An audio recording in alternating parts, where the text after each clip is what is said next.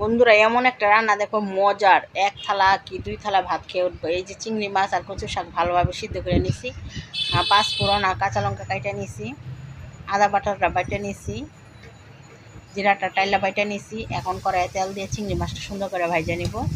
এই রান্নাটা খেয়ে দেখো, এইভাবে রান্না করে খুব মজা পাবে। তারপরে তেলটা পাঁচ ফোড়নটা দিয়ে কিছুক্ষণ ভাজবো বাদামি কালার পর্যন্ত। পরে শুকনো মরিচটা দিয়ে দেবো। শুকনো মরিচটা পরে দেওয়ার কারণ হচ্ছে শুকনো মরিচটা পুড়ে যায়, তার জন্য।